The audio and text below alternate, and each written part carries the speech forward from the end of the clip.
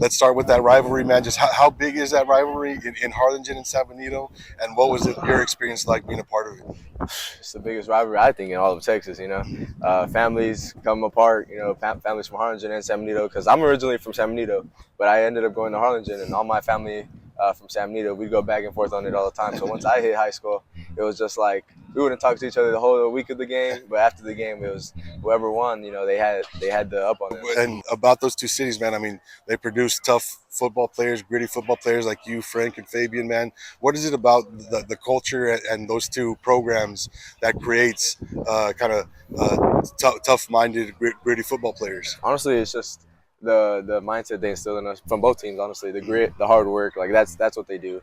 That's who they built us to be. Like if you look at me, Fabian, and Frank, we're the hardest workers in the room every single day. And that's what really separates us. And I think just it being a rivalry, they built it, instill it in us since we're kids. And it's just not hatred for one another, but just wanting to beat. It doesn't matter how the season's going. We're just gonna want to win that one game. That's awesome, man. And last thing here, man, I gotta ask: Week 11 season finale.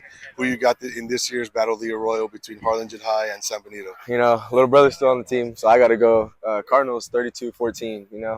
Maybe a little brother scores about 2 touchdowns. It's gonna be a good game though.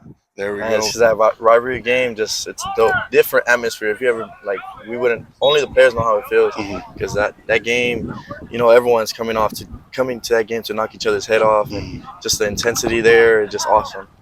And so, what has it been like now being teammates with the Harlingen Cardinal, being teammates with Nathan, and having him in the locker room? And so, what's that like going from once being bitter enemies to now being teammates here at UTRGV? It's awesome because we're really close. We're actually pretty close. We're always messing around with each other, and I would have never thought I would be friends with a Cardinal, right? Because in high school, I'm in my head, I'm getting trained not to no. You can't bleed purple and gold. It's never about the red and all this. So it's always just crazy how I'm really good friends with Nate, and now just the bond we have here at UTRGV and building something great here. That's awesome, man. And so the last thing here, man, I gotta ask. I think I might know the answer, but I gotta ask who you got in this year's Battle of the Arroyo. My God, San Benito, 30. The score is gonna be at 30-14. There you go.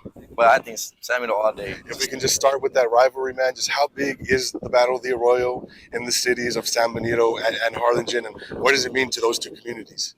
It's a pretty big rivalry. It's kind of it's hard to put into words because in my opinion, going through it, being through it, playing through it, I think it's one of the best rivalries out there compared to other districts. And it's cool to see that even people there's some people that are not from here that know about it from other cities in Corpus and all that. So that's pretty cool to hear.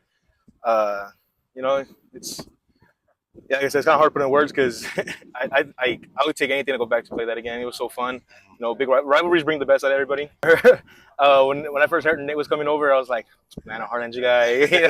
But it's all love at the end of the day. When I saw his first commit post, I was like, oh, that's cool. Someone else from the Valley. So I hit him up, say we could get a workout in sometime. Fortunately, I didn't get time to get workout with him. But just getting to meet him, get to know him more. He's a good leader. He has a lot of passion for this sport, and me and him being on the shorter side of each of our positions, it shows that when I see his hard work, it makes me want to do more. It makes me show that I have more to prove, especially being from the Valley and more responsibility coming from the Valley. So man, he's just a good guy, a leader, and he's a good friend of mine. And is a good friend, man. And I know being on the O-line and D-line, sometimes you guys go out of here and practice, man. What has that been like, just going against him and still, kind of reliving those San Benito Harlingen days when you guys were lining up in the trenches there in high school. And so how much fun is it just to go against him here at practice and kind of keep that little rivalry alive? It's pretty cool. He's a good athlete. He's probably one of the best D-linemen we got.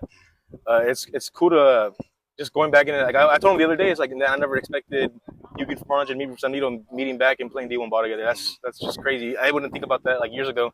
That's awesome, man. And sure. Last thing here, man, got to wrap it up with a prediction, man. Of it's week 11 season finale. The biggest game on the calendar every year for these guys, man. So, what is your prediction of this year's Battle of the Arroyo between Harlingen and San Benito? I want to shoot for, let's say, 28-14.